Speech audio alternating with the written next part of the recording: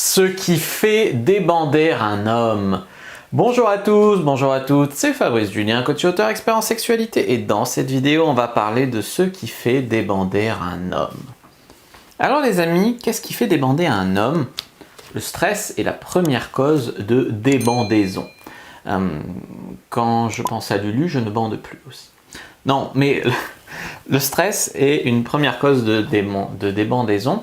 Pourquoi? Eh bien parce que en fait le corps a des priorités et donc quand tu es stressé, le sang va aux parties vitales de ton corps et donc eh bien, la bite n'est pas, jusqu'à preuve du contraire, un organe vital du corps. Donc on peut débander par le stress. Alors bien sûr il y a la question du stress positif et du stress négatif.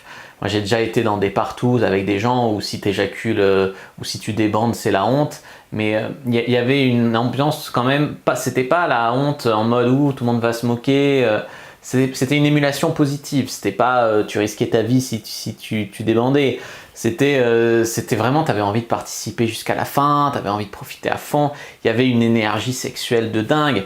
Donc le stress peut être positif, un stress positif, effectivement une stimulation très positive, peut faire bander. Mais si le stress et tous les mecs qui sont dans leur tête, est-ce que je vais bander, est-ce que je vais tenir assez, est-ce que machin, c'est quand même une des premières causes de débandaison. Au niveau de la gêne, si par exemple une fille, elle enlève le caleçon du mec, elle lui dit « Ah mais elle est toute petite » ou « Ouais, tu baisses pas très bien » ou « Je m'attendais à autre chose » ou « Elle est trop poilue » ou enfin une gêne quelconque, ça peut, ou quelqu'un qui se moque, ou voilà, un malaise, ça peut faire débander aussi.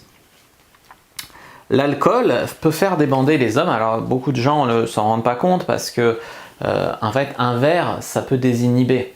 Donc un verre de vin par exemple, ça n'a pas forcément un effet négatif sur l'érection par les personnes qui sont très sensibles. Au contraire, ça te désinhibe un peu, donc ça t'enlève du stress et donc l'érection est meilleure.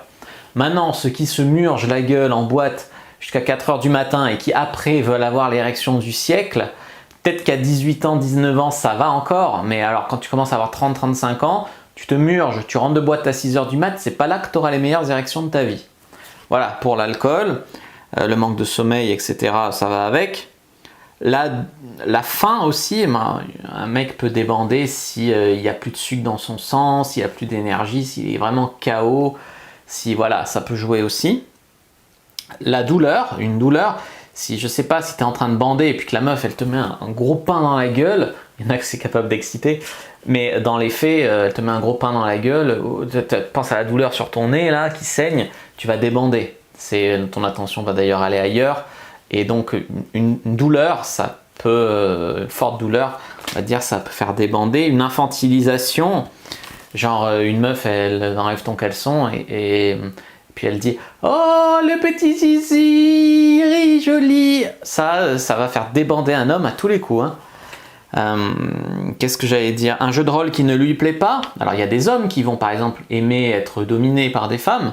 Il y a des hommes qui vont pas aimer, la meuf elle commence à sortir sa tenue de cuir, son fouet, il y a des mecs ça va les faire débander direct, il y en a ça va les exciter comme jamais. Donc un jeu de rôle qui ne lui plaît pas, le désintérêt, si franchement il est avec une meuf mais voilà, elle lui plaît pas, je sais pas, physiquement elle est trop grosse ou elle a des trucs qui lui plaisent pas, il